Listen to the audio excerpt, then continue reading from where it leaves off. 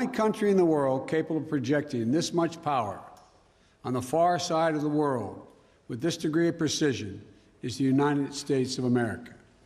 We've already evacuated more than 18,000 people since July and approximately 13,000 since our military airlift began on August the 14th. Thousands more have been evacuated on private charter flights facilitated by the U.S. government. These numbers include American citizens and permanent residents, as well as their families. It includes SIV applicants and their families, those Afghans who have worked alongside us, served alongside of us, gone into combat with us, and provided invaluable assistance to us, such as translators and interpreters. The United States stands by its commitment that we've made to these people, and it includes other vulnerable Afghans, such as women leaders and journalists. In fact, working in close coordination with the management of the New York Times, the Washington Post, and the Wall Street Journal, we have successfully evacuated all 204 of their employees in Afghanistan on U.S. military aircraft earlier this week. We've established the flow of flights, and we've increased the number of people we're moving out of the country. We paused flights in Kabul a few hours this morning to make sure we could process the arriving evacuees at the transit points. But our commander in Kabul has already given the order for outbound flights to resume. Even with the pause, we've moved out 5,700 evacuees yesterday, and we're working on a variety to verify that number of the Americans are still in country as we work on this, because don't have the exact number of people who are Americans who are there, and those who may have come home to the United States. We want to get a strong number as to exactly how many people are there, how many American citizens, and where they are. Just yesterday, among the many Americans we evacuated, there were 169 Americans who we got over the wall into the airport using military assets. We're also facilitating flights for our allies and our partners, and working in close operational coordination with NATO on this evacuation. For example, we provided overwatch for the French convoy bringing hundreds of their people from the French embassy to the airport. These operations are going to continue over the coming days before we complete our drawdown. We're going to do everything that we can to provide safe evacuation for our Afghan allies, partners, and Afghans who might be targeted because of their association with the United States. But let me be clear. Any American who wants to come home, we will get you home. But make no mistake, this evacuation mission is dangerous. It involves risks to our armed forces, and it's being conducted under difficult circumstances. I cannot promise what the final outcome will be, or what it will be, that it will be without risk of loss. But as Commander-in-Chief, I can assure you that I will mobilize every resource necessary. And as an American, I offer my gratitude to the brave men and women of the U.S. Armed Forces who are carrying out this mission. They're incredible. And as we continue to work the logistics of evacuation, we're in constant contact with the Taliban, working to ensure civilians have safe passage to the airport. We are particularly focused on our engagements on making sure every American who wants to leave can get to the airport. Where we have been seeing challenges with Americans, for Americans, we have thus far been able to resolve them. We've made clear to the Taliban that any attack on our forces or disruption of our operations at the airport will be met with swift and forceful response. We're also keeping a close watch on any potential terrorist threat at or around the airport, including from the ISIS affiliates in Afghanistan who were released from prison when the prisons were emptied. And because they are, by the way, and make everybody understand that the ISIS in Afghanistan have been the sworn enemy of the Taliban.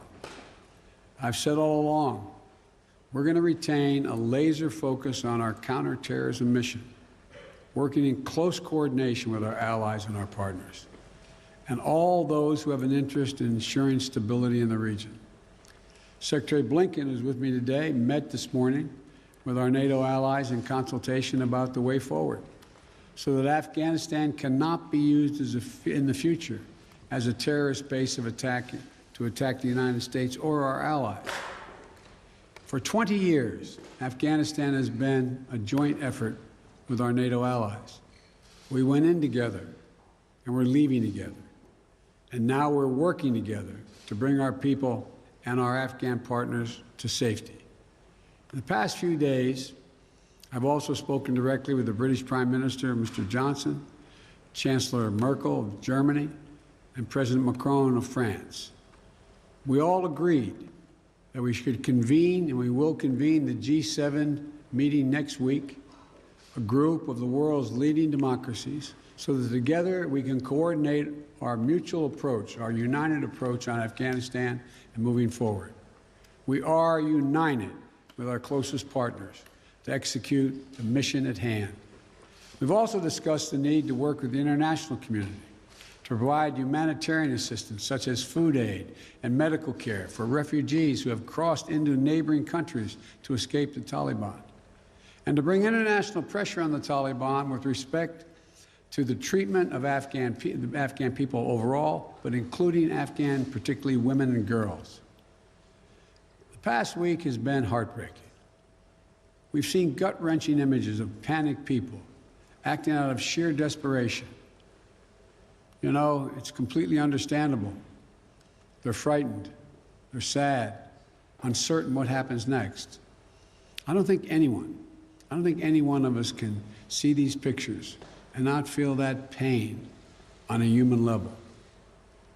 Now we have a mission to complete in Afghanistan. It's an incredibly difficult and dangerous operation for our military. We have almost 6,000 of America's finest fighting men and women at the Kabul airport.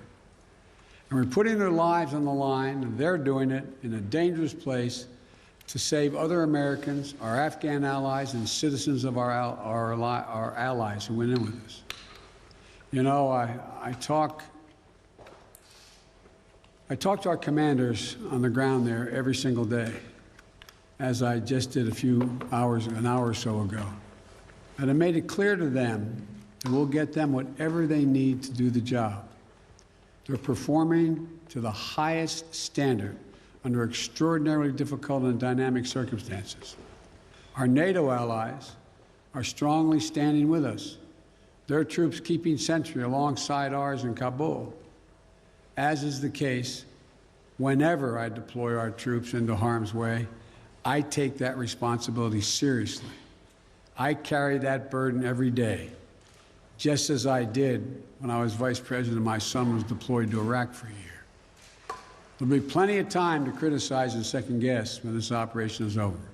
But now, I'm focused on getting this job done. I would ask every American to join me in praying for the women and men risking their lives on the ground in the service of our nation. As events evolve over the coming days, my team and I will continue to share the information and update the American people on exactly where things are. We'll use every resource necessary to carry out the mission at hand and bring to safety American citizens and our Afghan allies. This is our focus now. And when this is finished, we will complete our military withdrawal and finally bring to an end 20 years of American military action in Afghanistan. Thank you. May God bless you, our troops, and our diplomats, and all those serving in harm's way. And now I'll take questions. AP, Zeke Miller. Thank you, Mr. President. You vowed that your election would usher in an era where the world can count on America to live up to its promises. You promised to leave Afghanistan, but you also promised not to help to bring out those who helped America in its war effort. We've seen these heart-wrenching images at the Kabul airport of people trying to get there, say nothing of the people who can't get to that airport. You made the commitment to get American troops out, to get American citizens out. Will you make the same commitment to those who assisted in the American war effort over the last 20 years, number one? And then number two, what is your message to America's partners around the world who have criticized not the withdrawal, but the conduct of that withdrawal and made them question America's credibility on the world stage? I have seen no question of our credibility from our allies around the world. I've spoken with our NATO allies. We've spoken with NATO allies, the Secretary of State. Our National Security Advisor has been in contact with his counterparts throughout the world and our allies, as has the General, I keep calling him a General, but my Secretary of Defense. The fact of the matter is, I have not seen that. As a matter of fact, the exact opposite I've gotten. The exact opposite thing is we're acting with dispatch. We're acting, committing to what we said we would do. Look, let's put this thing in perspective here. What interest do we have in Afghanistan at this point with Al-Qaeda gone? We went to Afghanistan for the express purpose of getting rid of Al-Qaeda in Afghanistan, as well as getting Osama bin Laden. And we did. Imagine, just imagine, if that attack, if bin Laden had decided with Al-Qaeda to launch an attack from Yemen, would we ever gone to Afghanistan? Would there ever be any reason we'd be in Afghanistan? Controlled by the Taliban? What is the national interest of the United States in that circumstance? We went and did the mission. You've known my position for a long, long time. It's time to end this war. The estimates of the cost of this war over the last 20 years range from a minimum of $1 trillion to a think tank at one of the universities saying $2 trillion. That's somewhere between $150 million a day and $300 million a day. The threat from terrorism has metastasized. There's a greater danger from ISIS and Al-Qaeda and all these affiliates in other countries by far than there is from Afghanistan. And we're going to retain an over-the-horizon capability that if they were to come back to be able to take them out, surgically move. So this is where we should be. This is about America leading the world, and all our allies have agreed with that. And by the way, before I made this decision, I was at the G7 as well as met with our NATO partners. And I told them all, every one of them knew and agreed with the decision I made to jointly end our involvement in Afghanistan. The first part of your question was, I can't remember now. Would you commit to the same commitment? Would you make the same commitment to bring out Afghans who assisted in the war effort? Yes, we're making the same commitment. There's no one more important than bringing American citizens out. I acknowledge that. But they're equally important almost is all those SIVs, we call them, who in fact helped us. They were translators. They went into battle with us. They were part of the operation. As well as we're also trying to get out as many NGOs, non-government organizations, women's organizations, et cetera. We're doing all we can. In the meantime, Secretary Blinken and I am going to be working with our allies to see to it that we can bring international pressure on the Taliban they're looking to gain some legitimacy. They're going to have to figure out how they're going to maintain that country. And there's going to be harsh conditions, strong conditions we're going to apply, and it will depend on whether they get help based on whether or not how and well they treat women and girls, how they treat their citizens. So this is just beginning on that score. Are you willing to stay past the 31st to make that happen, to bring all the Americans out, to bring those SIVs out? I think we can get it done by then, but we're going to make that judgment as we go. Now, Justin Sink of Bloomberg. Thank you, Mr. President. You just said that you would keep a laser focus on counterterrorism efforts, and that you don't see as great of a threat of terrorism from Afghanistan as other parts of the world. But if you and your administration so badly misassessed how quickly the Taliban would sweep through Afghanistan, and we no longer have an embassy there from which to run intelligence operations, how can you at all be confident of your assessment of the risk of terrorism and the ability of the U.S. to conduct over-the-horizon missions to keep it in check? Can you tell Americans that they're safe and will remain safe from terror attacks in Afghanistan? I think you're comparing apples and oranges. One question was whether or not the Afghan forces we trained up would stay and fight in their own civil war they had going on. No one, I shouldn't say no one, the consensus was that it was highly unlikely that in 11 days they'd collapse and fall and the leader of Afghanistan would flee the country. That's a very different question than whether or not there is the ability to observe whether or not large groups of terrorists begin to accumulate in a particular area in Afghanistan to plot against the United States of America. That's why we retained an over-the-horizon capability to go in and do something about that if that occurs. But in the meantime, we know what's happened around the world. We know what's happening in terms of what's going on in other countries where there is a significant rise of terrorist organizations in the Middle East, in East Africa, and other places. And so the bottom line is we're dealing with those terrorist threats from other parts of the world and failed states without permanent military presence there. We have to do the same in Afghanistan. Sir, just on that initial assessment, we learned over the last 24 hours that there was a dissent cable from the State Department. Sure. Saying that the Taliban would come faster through Afghanistan. Can you say why, after that cable was issued, the U.S. didn't do more to get Americans out? All kinds of cables, all kinds of advice. If you notice, it ranged from this group saying that they didn't say it'd fall when it would fall, when it did fall, but saying that it would fall, to others saying it wouldn't happen for a long time and they'd be able to sustain themselves through the end of the year. I made the decision. The buck stops with me. I took the consensus opinion. The consensus opinion was that, in fact, it would not occur, if it occurred, until later in the year. So it was my decision. Now, my next is Stephanie Ramos, ABC. Thank you, Mr. President. 2 questions for you. The military has secured the airport, as you mentioned, but will you sign off on sending U.S. troops into Kabul to evacuate Americans who haven't been able to get to the airport safely?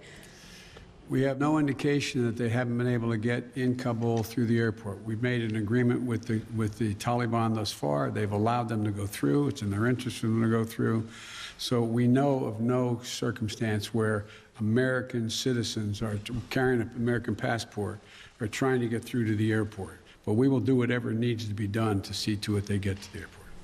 And one more, Mr. President. Last month, my colleague Martha Raddatz interviewed Abdul, an interpreter who was on the front lines with U.S. forces in Afghanistan. Overnight, we received a photo of Taliban militants coming to the door of his home, literally hunting him down. Thankfully, he was able to escape, but he is obviously still in mortal danger. What would be your message to Abdul, his wife, and his 3 young daughters? We want you to be able to get to the airport. Contact us. We'll see whatever we can do to get you there. We've got to get you out. We are committed to deal with you, your wife, and your child to get all 3 of you out of Afghanistan. That's the commitment. Thank you, sir. Meredith Lee of PBS NewsHour. You mentioned just now using every resource available for evacuations. Why haven't you ordered the military to expand the security perimeter around the Kabul airport? Do you have any plans to do so, given that will likely require more U.S. troops? And are you considering rescue operations to recover Americans and Afghan allies stuck behind Taliban checkpoints? The answer is yes to the last question. We're considering every opportunity and every means by which we could get folks to the airport. That's number one. Number two, the reason why we have not gone out and started and set up a perimeter way outside the airport in Kabul is that it's likely to draw an awful lot of unintended consequences in terms of people who, in fact, are not part of the Taliban. We've been in constant contact with the Taliban leadership on the ground in Kabul, as well as the Taliban leadership at Dahou.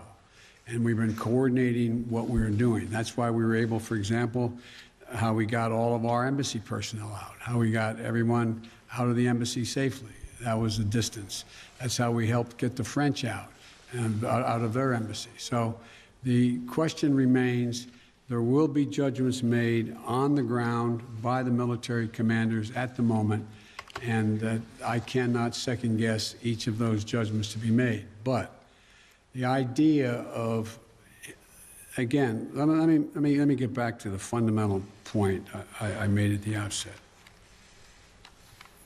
When the decision was made by me that, and it was made some time ago, and I ran 4 presidents saying I wanted to get us out of Afghanistan. One of the things that is a reality is people now say to me and to others, and many of you say it on air, that why did we have to move because no Americans are being attacked? Why did we withdraw those, why did we agree to withdraw 2,500 troops? No Americans are being attacked. As I said before, the reason they weren't being attacked was part of an agreement that Trump had made a year earlier. We will leave by May 1st, he said, as long as there's no attack on Americans in that year period. Number one. Number two, the Taliban was taking large swaths of the countryside, north and south. None of the major areas, none of the major points of the capitals of each of these provinces. But they were all over the country. And the idea that if I had said on May the 2nd or 3rd, we are not leaving, we are staying, does anybody truly believe that I would not have had to put in significantly more American forces, send your sons, your daughters, like my son was sent to Iraq, to maybe die? And for what? For what? So the only rational thing to do, in my view, was to set up and pre-position American forces for the purpose of evacuation, and the aircraft to pre-position those ahead of time so that we would be able to begin the process of evacuation of American citizens. Afghan संकट पर अमेरिकी राष्ट्रपति Joe Biden का बयान आप सुन रहे थे। उन्होंने कहा कि अपनों को एयरपोर्ट से लाने की बात की गई है, तालिबान से लगातार वो संपर्क में है। और अफगान संकट पर जो बाइडेन का ये बयान है, उन्होंने कहा है कि 18,000 लोगों को अभी तक रेस्क्यू किया गया है और कल की अगर बात की जाए तो लगभग 5,000 के आसपास लोगों को उन्होंने रेस्क्यू किया है।